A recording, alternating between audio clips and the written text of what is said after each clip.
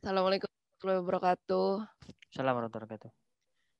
Eh, Kepada Pak Aris Laksono, saya mau bertanya satu hal karena saya kan lagi melaksanakan PPM di tempat Pak Aris menjadi kepala sekolah, Pak. Kebetulan saya kan mengambil mata pelajaran Quran hadis dan itu kan butuh praktek ya, butuh banyak mendengar, butuh mereka banyak berlatih.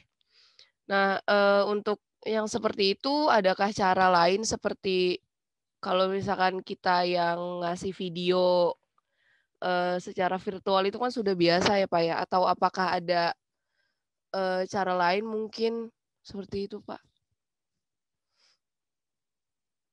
Baik, Supaya silakan. supaya Ah, anak-anak bisa efektif gitu belajarnya. ya ini kebetulan berarti lagi PPM ya di sekolahnya Pak Aris.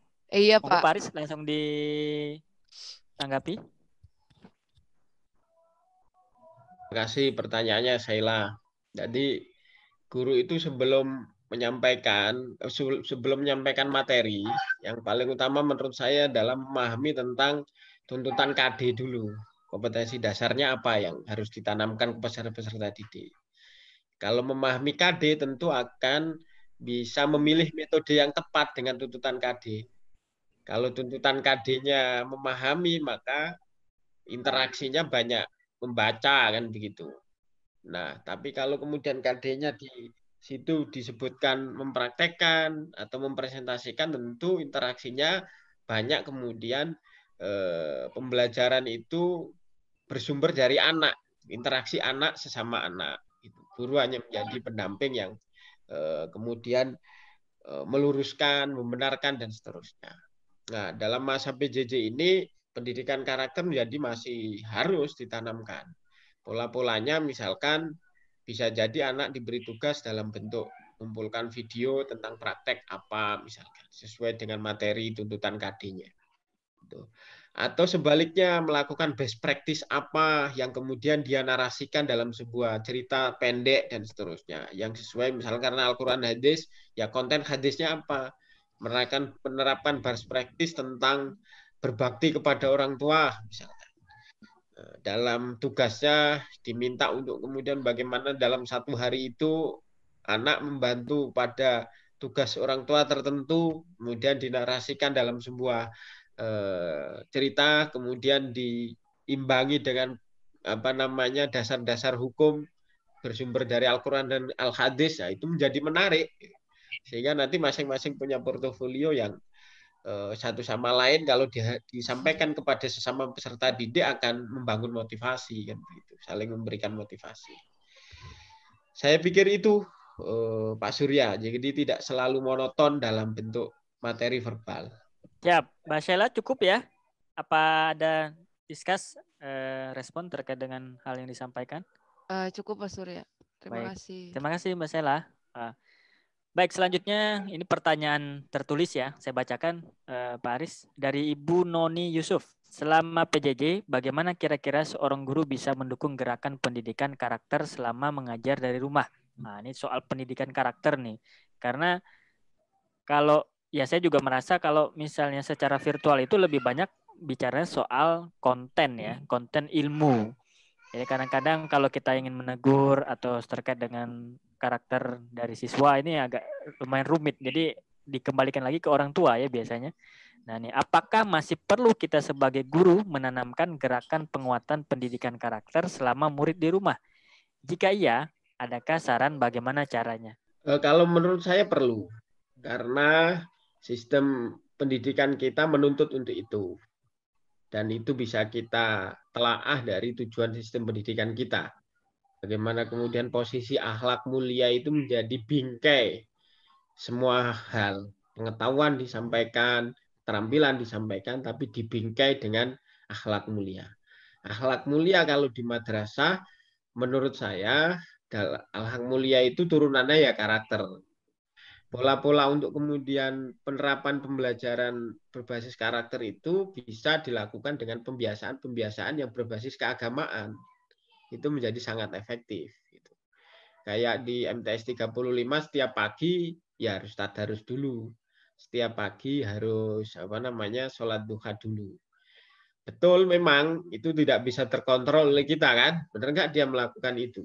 Benar nggak dia melakukan pembiasaan baik untuk membantu kepada sesamanya atau kepada keluarganya, kepada orang tuanya?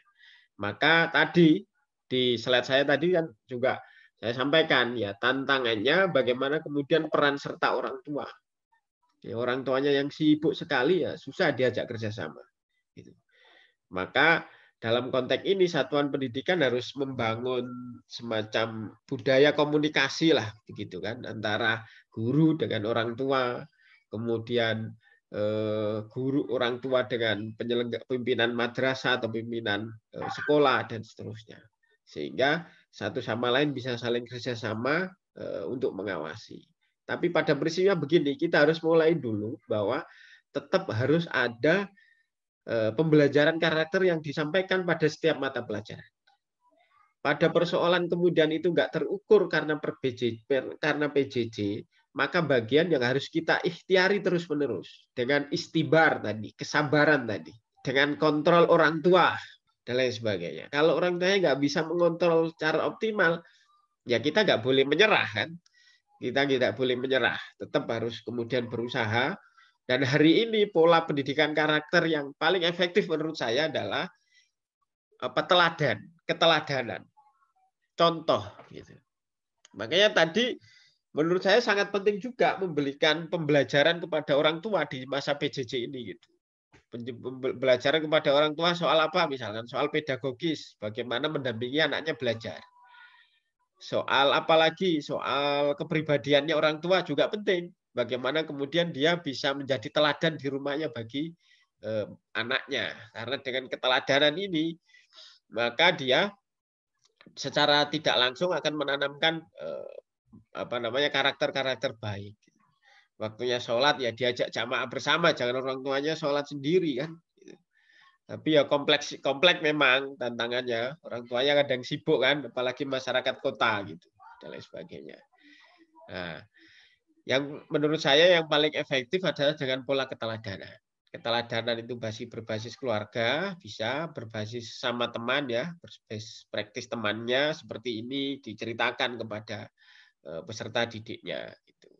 Dan tentu saya yakin kok kalau ada ruhul mudaris itu dengan sendirinya akan timbul kepekaan. Oh anak ini sungguh-sungguh nih. Anak ini nggak sungguh-sungguh nih, anak ini jujur nih, anak ini nggak jujur nih, itu bisa kita rasakan di hati kita.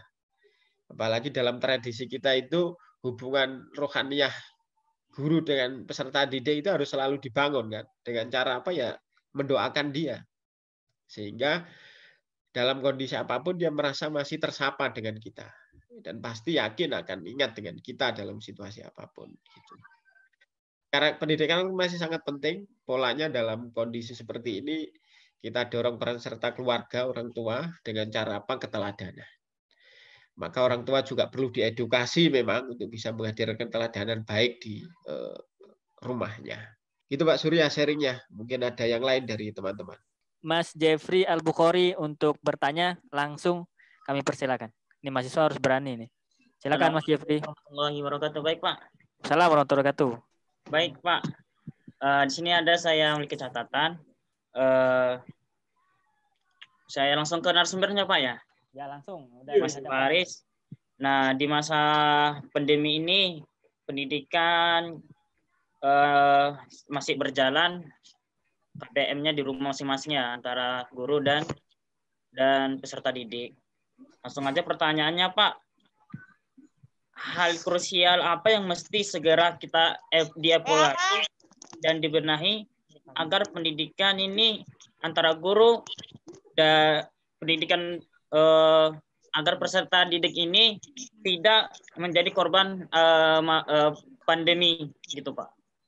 Artinya hal-hal apa yang perlu dievaluasi selama pembelajaran KBM ini Pak? Gitu. Yang saya sampaikan tadi ada beberapa PR. Tentu di satuan pendidikan juga ada PR, bagi guru juga ada PR, di masa PJJ ini bagi pemerintah juga ada PR. Kalau dari guru tadi sudah banyak dikupas, satuan pendidikan juga sudah banyak. Nah, PR yang harus diselesaikan oleh pemerintah adalah dukungan infrastruktur. Menurut saya itu yang persoalan besarnya itu salah satunya berdasarkan hasil survei ya. Gitu. Bagaimana kemudian dukungan sarana yang tidak dimiliki oleh orang tua, yang tidak dimiliki oleh peserta didik. Nah, itu juga menjadi penting sehingga tidak ada diskriminasi. Semua bisa mendapatkan layanan pembelajaran dengan virtual, dengan jarak jauh gitu, di masa pandemi ini. Soal infrastruktur. Yang kedua adalah dukungan bagi bagaimana kemudian menjamin kesejahteraan guru. Ini juga penting. Kenapa? Karena gurunya dituntut kreatif, gurunya dituntut inovatif, tapi kemudian tidak dibekali dengan jaminan kesejahteraan. Bisa ngajar, tapi pulsanya nggak ada, dan lain sebagainya. Ya memang sudah dimulai dengan bantuan subsidi kuota bagi guru, bagi dosen, bagi siswa, dan seterusnya. Nah ini perlu ditingkatkan, gitu kan, dengan pola-pola yang tepat, gitu, tepat sasaran, gitu. Tidak sekedar kemudian menghimpun nomor HP dan seterusnya yang kita tidak tahu mana yang aktif dan mana yang sekedar sebagai data puluhan atau bahkan ratusan ribu nomor itu, gitu kan, sehingga menyerap anggaran yang cukup banyak itu. Saya pikir dua hal itu menjadi penting untuk kemudian pemerintah perhatikan, dan melalui Pergunu juga sudah kita suarakan agar kemudian infrastruktur yang pola-pola PJJ ini, karena kalau ini diperbaiki, diperhatikan juga sebenarnya manfaatnya tidak sekedar pada masa PJJ ini kan gitu. Setelah masa pandemi ini gitu. Setelah pandemi ini berlalu, new normal misalkan, saya pikir membangun budaya pembelajaran secara virtual juga masih tetap bisa dilanjutkan gitu. Karena dengan pola-pola pembelajaran seperti ini sebenarnya tidak sekedar menyampaikan materi, menyampaikan ilmu pengetahuan, tapi juga ada secara nggak langsung ada soft skill lain yang ditanamkan. Menjadi lebih bisa mengatasi persoalan di tengah keterbatasan, misalkan. Menjadi kemudian tumbuh rasa ingin berkolaborasi ketika tidak memahami materi tertentu, atau bagi guru tidak bisa menyampaikan materi tertentu, dan seterusnya. Tumbuh nalar computational thinking atau nalar berpikir kritis karena dia tidak bisa mendapatkan jawaban langsung dari gurunya, maka dia coba mencari jawaban-jawaban untuk kemudian memahami tugas yang diberikan oleh gurunya. Nah, ini kan sebuah peluang setelah PJJ untuk kemudian bisa dibangun terus. Maka infrastruktur untuk mendukung PJJ pembelajaran di masa pandemi ini kalau dikuatkan, saya yakin akan berimbas pada setelah PJJ, sehingga akan ada paradigma baru di dunia pendidikan kita. Akan ada pola sistem pembelajaran baru di dunia pendidikan kita. Gitu. Tentu semua itu tetap harus arif ya. Arif itu melihat potensi-potensi wilayah yang ada. Gitu. Karena melihat Indonesia itu tidak sekedar melihat Jakarta kan. Melihat Indonesia tidak sekedar melihat Jawa misalkan, dan seterusnya. Di daerah-daerah lain ada banyak keterbatasan. Gitu. Maka kalau berbenah dari sisi infrastruktur yang didukung oleh pemerintah dari sekarang dengan melihat potensi kewilayahan dan lain sebagainya, pasti saya yakin akan bermanfaat di masa-masa yang akan datang. Itu menurut saya. Terima kasih. Ya, terima kasih Pak Aris. Bagaimana Mas Jeffrey? Cukup. Tadi ada beberapa hal yang sebetulnya dievaluasi, dan ini tentu menjadi suatu normal baru ya, terkait dengan ada pola baru dalam dunia pendidikan kita. Ya tentu saat ini jatuh korban tentu karena proses shifting, proses perpindahan transisi ini tidak langsung ideal gitu ya.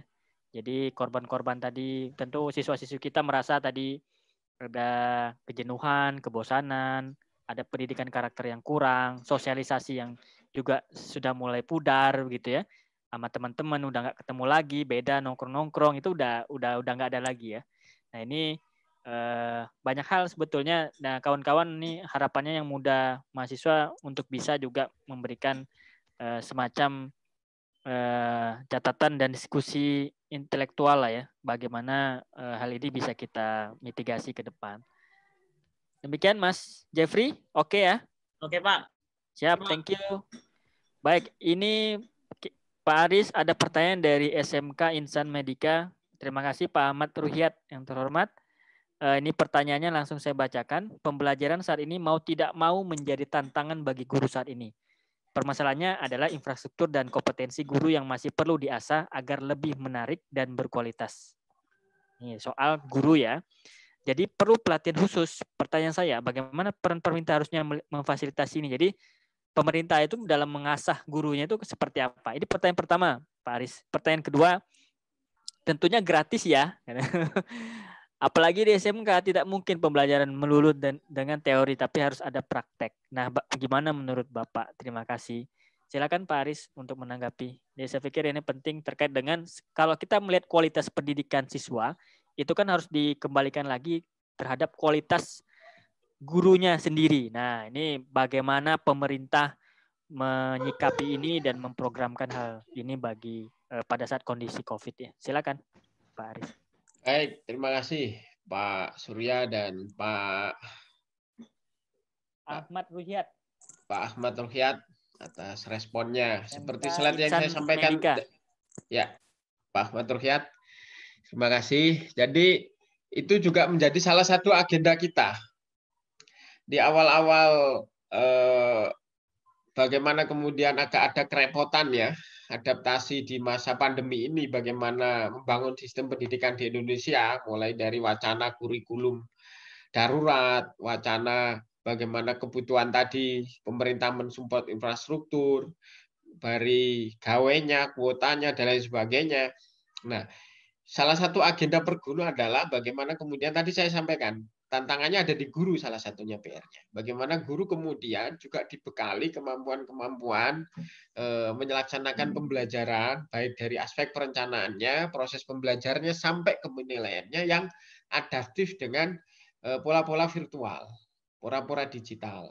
Itu kami sangat mendukung sekali untuk kemudian pemerintah menghadirkan itu. Memang di awal penanganan COVID ini pemerintah disibukkan pada pemulihan ekonomi memang dan kesehatan, sehingga aspek pendidikan ini seakan-akan terabaikan. Ketika terabaikan, semua masyarakat, organisasi dan lain sebagainya memprotes, mengkritisi, memberikan masukan, baru kemudian sadar. Responnya apa? Berbondong-bondong mulai menyusun kurikulum kedaruratan. Memulai kemudian memberikan subsidi kuota dan lain sebagainya yang prosesnya cukup panjang dan berbelit-belit. Nah, pada tadi aspek meningkatkan kompetensi guru yang adaptif terhadap pola-pola pembelajaran PJJ ini yang menurut saya juga masih sangat minim. Gitu. Masih butuh disuarakan, masih butuh sentuhan yang lebih maksimal lagi, dukungan anggaran dan lain sebagainya gitu. Apalagi kita ini dihadapkan dengan infrastruktur PJJ yang pilihannya bermacam-macam. Ada yang gratis, ada yang berbayar ya kan, ada yang justru menguntungkan startup tertentu misalkan. Nah, itu juga menjadi problem tersendiri. Dan gurunya belum diberi bekal untuk menguasai sarana itu, tapi di sisi lain juga sudah ada kepentingan bisnis di balik itu. Nah, Pergunu mendukung itu dan selalu menyuarakan agar kemudian hikmah dari pandemi ini guru-guru kita diberi pelatihan peningkatan kompetensi untuk kemudian responsif terhadap perkembangan pola-pola pembelajaran digital, meskipun juga tidak bisa dilakukan oleh pemerintah sendiri tentunya, juga bisa memberdayakan komunitas. Pergunu juga intent, di NU ada Ma'arif juga intent memberikan pelatihan-pelatihan yang mendukung peningkatan kompetensi guru dalam hal menghadirkan pembelajaran yang bermakna di masa pandemi ini. Tapi memang betul sampai saat ini juga pola itu belum tergambar, belum terimplementasi ya, baru sebatas perencanaan. Ada guru merdeka, ya kan? Ada guru inti, guru pendamping dan lain sebagainya. Baru sebatas perencanaan dan baru melakukan pola-pola rekrutmen gitu dan lain sebagainya. Nah, ini menjadi PR yang terus kita suarakan, sekaligus juga memang kita secara komunitas juga harus bisa saling berbagi sih gitu, berkolaborasi, perspektif pembelajaran yang baik gitu. Saya setuju Pak Ruhyat bahwa pelatihan itu tetap harus diberikan kepada guru-guru kita gitu, baik itu oleh pemerintah maupun berbasis kolaborasi komunitas atau best practice masing-masing teman sejawat sesama guru. Dan yang bisa kita lakukan dalam waktu dalam kondisi semacam ini, jangka pendek semacam ini, sambil menunggu sistem yang masif dari pemerintah, ya tadi kolaborasi ya, berbasis komunitas atau berbagi perspektif dengan sesama guru atau teman sejawat. Itu Pak Surya. Ya Pak Aris, berarti ini salah satu yang memungkinkan untuk direkomendasikan dari Pergunu kepada pemerintah ya, Nggih? Artinya Ya, tentunya itu. Keterbutuhan guru ini kan terkait dengan tadi Pak Ruhyat. Ini Pak Ruhyat juga sudah menampilkan videonya. Pak Ruhyat, ada yang mungkin bisa ditanggapi? Monggo. Iya Pak, jawabannya cukup jelas, dan yang dirasakan saat ini tuh di sekolah-sekolah hampir semuanya seperti itu Pak. Jadi mereka itu cuma dikasih kertas atau instruksi dari kepala dinas. Kalau saya kan SMK. Kalau SMK itu kan ada kepala cabang dinas. Itu kurikulumnya diperpendek atau dibikin simpel agar anak mudah memahami. Hanya itu aja. Jadi tidak ada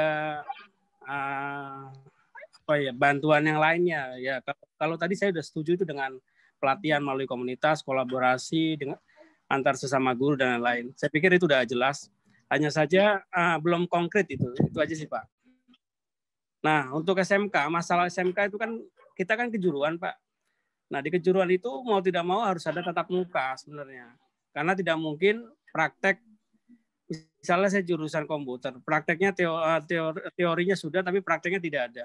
Nah, itu kan nggak mungkin. Jadi harus praktek, harus berhadapan dengan alat atau dengan ruangan lab dan lain-lain. Mungkin seperti itu Pak. Jadi ini tantangan terbaru dan memang ini udah mau hampir setahun pandemi. Jadi kalau memang seperti ini terus bisa tiarap semua di dunia pendidikan. Seperti itu Pak. Itu saja mungkin Pak. Siap. Terima kasih ya. Pak Ruhyat. Jadi ini tantangan dan memang nanti membutuhkan pola dan skema program baru ya pemerintah. Dan pemerintah juga memang perlu membaca kondisi lapangan seperti ini ya Pak Ruhyat ya. Iya, betul. Ya memang sudah terbaca tapi mungkin banyak prioritas-prioritas kali ya. Dan mungkin Pak Aris mungkin bisa menambahkan bagaimana Pak Aris? Iya, memang kayak di tempat saya di tingkat MTS itu juga ada ujian praktek. Itu juga menjadi tantangan tersendiri. Materi-materi tertentu harus menuntut praktek kayak fikih misalkan. IPA di materi tertentu, olahraga materi tertentu harus praktek. Gitu. Nah, untuk kemudian mengukur unjuk kerja siswa secara jarak jauh itu memang secara teorinya memang sudah ada gitu. Juknis penilaian tentang keterampilan juga sudah ada, tentang unjuk kerja dan lain sebagainya. Tapi ya lagi-lagi tadi kita masih belum bisa puas begitu ketika siswa melakukan unjuk kerja dengan pola jarak jauh seperti ini. Sementara kebijakannya belum memungkinkan untuk kemudian tatap muka gitulah. Ketidakpuasan itu sebenarnya kan ketidakpuasan atas unjuk kerja peserta didik kita kan sebenarnya kan kita secara pribadi bisa mengukurnya dengan cara-cara kita gitu. Misalkan kita ngetesnya secara berkala misalkan sehingga tidak melanggar protokol kesehatan dan seterusnya. Tapi itu teknis yang dikembalikan kepada individu sih. Gitu. Tapi pada persoalan bahwa ini harus menjadi solusi, ini harus pemerintah harus memberikan solusi dengan memberikan pelatihan-pelatihan terhadap kebutuhan pembelajaran jarak jauh yang tidak sekedar aspek kognitif, tapi juga afektif dan psikomotor. Nah ini juga menjadi penting. Gitu. Kalau saya menambahkannya begitu, Pak Surya, menguatkan dan menambahkan. Ya, saya juga melihat ini menjadi hal yang urgent ya, dan memang nampak sekali terjadi di lapangan siswa-siswi kita lemah dari sisi psikomotorik gitu dan afektifnya. Ya, mungkin dari knowledge sih udah tahu gitu ya teori-teori gitu. Nah, baik, bagaimana Pak Ruhyat? Memang nampaknya ini perlu Ya, direkomendasikan oleh Pergunung, nggih, Pak Aris. Mungkin Ya, nanti oke. Saya anggota Pergunu Depok, siap mendukung. siap. Wah, ini siap mendukung nih. Siap. Ya, harus ada Matur pelatihan suwun. itu, Pak. Ya, siap matur suwun Pak Mario. Oke. Saya pikir ini kegelisahan dari semua Oke. pelaku pendidikan ya, aktor pendidikan kita.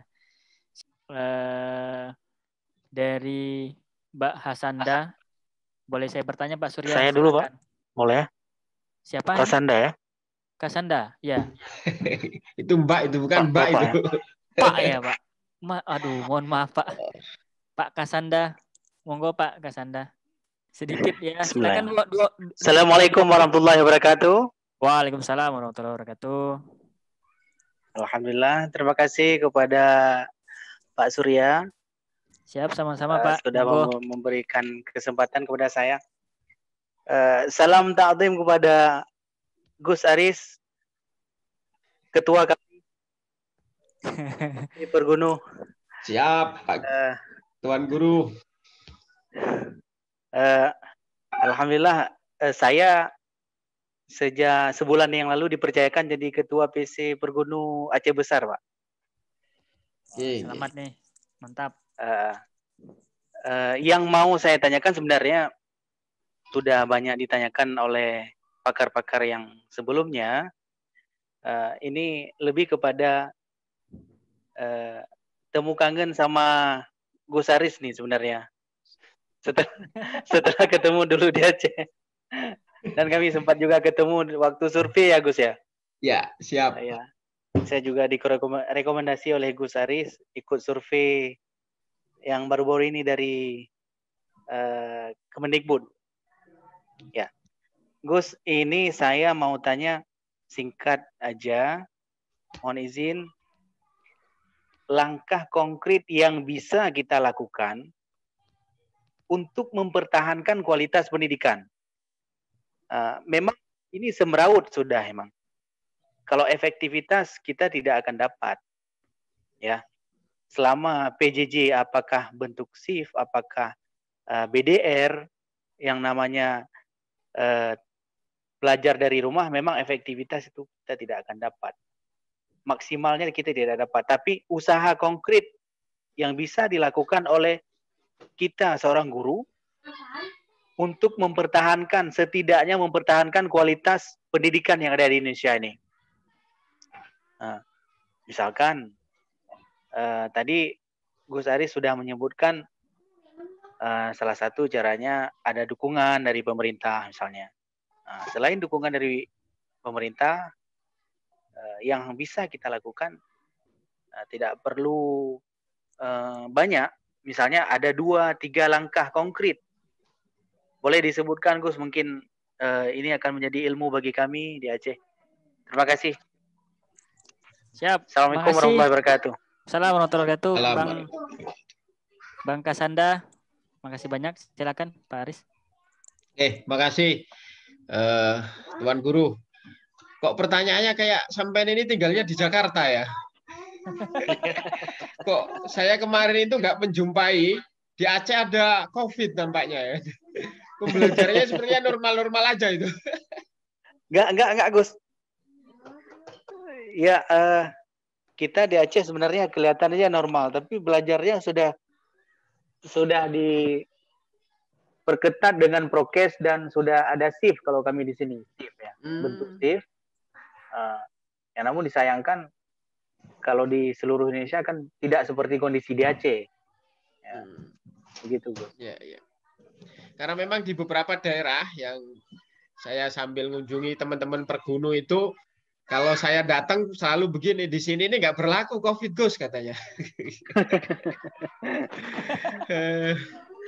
Baik Pak Hasanda, merespon tadi tentang opini yang diberikan, berangkat dari pengalaman best practice yang dilakukan, yang saya lakukan ya di MTSN 35 Jakarta. Tentu saya menekankan peran serta guru yang paling utama. guru itu kita dorong semaksimal mungkin dekat dengan orang tua, dekat dengan siswa. Caranya bagaimana membangun sarana untuk komunikasi intens dengan mereka. Kayak saya pagi itu di MTS 35, saya tekankan betul yang mengabsen kehadiran untuk sholat duha, tadarus pagi, ya guru tersendiri, guru khusus, ada guru BK. Di luar itu kita doublein lagi, kita kuatkan lagi dengan wali kelas. Kita kuatkan lagi melalui peran serta guru mata pelajaran. Kemudian kita evaluasi secara berkala, kan? Kita adakan home visit, kunjungan ke rumah siswa-siswa yang bermasalah dalam pembelajarannya agar tetap mendapatkan materi yang sesuai dengan tuntutan SKL-nya misalkan, atau tuntutan kurikulumnya, kurikulum darurat kalau hari ini diberlakukan misalkan, atau prakteknya juga sama saja misalkan KIKD-nya. Itu betul-betul anak-anak bisa memahami. Maka salah satunya adalah dengan membuat tadi home visit, guru kunjung. Beberapa waktu lalu Pergunu membuat program dengan melibatkan 500 guru se-Indonesia dengan cara guru kunjung. Guru datang kepada siswa-siswa yang bermasalah. Identifikasinya dari mana? Dari evaluasi wali kelas. Mana siswa yang selalu terlambat nih mengerjakan tugas. Ya akan ketemu 1-5 peserta didik. Kemudian kita lakukan visit, kunjung kepada anak yang bermasalah itu tadi, bermasalah di motivasi belajarnya dan seterusnya, atau masalahnya sebenarnya pendampingan orang tua yang kurang maksimal, sehingga dari situ kita bisa mengetahui kondisi realnya. Kalau sudah tahu kondisi real, maka perlakuannya akan objektif, memberikan solusi yang objektif, tidak sekedar kira-kira. Oh ini nampaknya nggak punya HP ini nampaknya nggak punya kuota, baru nampaknya. Tapi kalau untuk mengetahui secara objektif, salah satunya dengan guru kunjung. Waktu kemarin itu dari Aceh ada 5 guru ya, yang kita support dan dipilih oleh Ketua PW untuk melakukan kunjungan ke beberapa rumah peserta didik yang bermasalah, yang mengalami kendala pembelajaran. Nah, salah satunya. Yang kedua, yang paling efektif menurut saya, ya tadi pola-pola kolaboratif. Bagaimana kemudian perspektif sesama teman sejawat, bagaimana kemudian perspektif sesama sekolah atau sesama madrasah untuk saling berbagi bagaimana mengatasi pembelajaran agar tetap bisa berkualitas outputnya. Kalau menurut saya itu Pak yang bisa kita lakukan terdekat ini, selain juga Pergunu sebagai organisasi profesi menyuarakan apa yang kemudian menjadi kebutuhan-kebutuhan guru dan satuan pendidikan untuk terus menjaga kualitas pendidikan kita. Baik, terima kasih Gus. Pak Aris, bagaimana ya, Bang Sanda? Sudah sangat konkret. Sudah sangat konkret menurut saya. Tinggal aksinya saja berarti ini ya. Ya, bagus. Ya, terima kasih Pak Ketua. Banyak Bang Sanda. Oke. Closing statement-nya saya mengutip apa kata Mbak Mon, guru kita, orang tua kita. Jadi guru itu tidak usah punya niat berpikir untuk membuat pintar orang. Ya sudah, ini situasi yang kita yakini ada hikmahnya PJJ ini, pandemi ini untuk pendidikan kita. Seperti yang saya sampaikan di awal tadi, karena tugas kita adalah bagaimana kemudian mengisi kehidupan ini melalui pengabdian di dunia pendidikan, maka apa yang menjadi tupoksi kita itu yang kemudian kita jalankan untuk berperan serta di masa pandemi ini. Ya jadi guru yang baik, jadi guru yang menghadirkan ruhul mudaris. Pada persoalannya hasilnya seperti apa, oke secara teori kita bisa memprediksi mutu itu, tapi bagaimanapun di atas langit masih ada langit. Kita guru tugasnya adalah mengajar, mentransfer ilmu, ya kan? Kita berharap anak kita pintar, anak kita cerdas, anak kita soleh, anak kita berakhlak mulia, ya kan?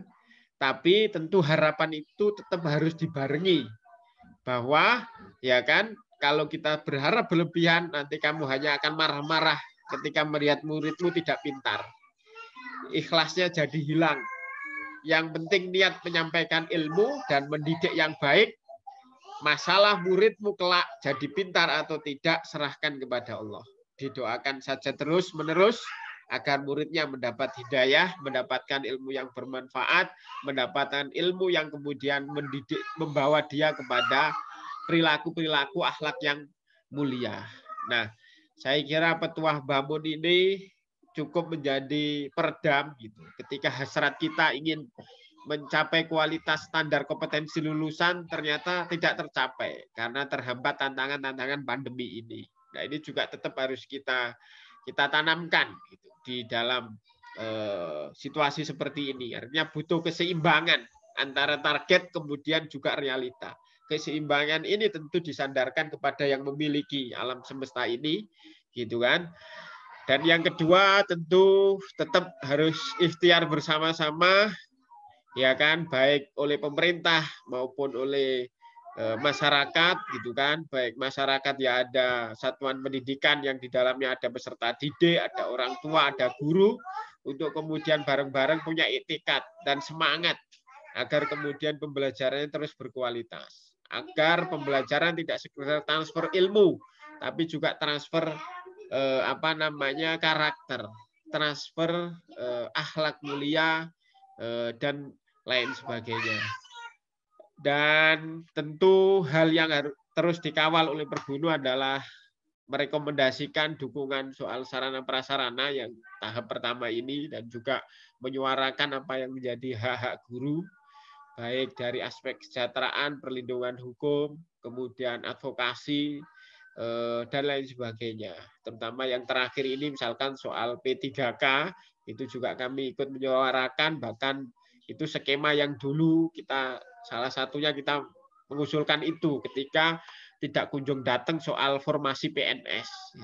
Nah, sehingga sektor pendidikan yang memang dianggap penting dengan afirmasi APBN 20% misalkan, itu memang betul-betul real untuk sektor pendidikan.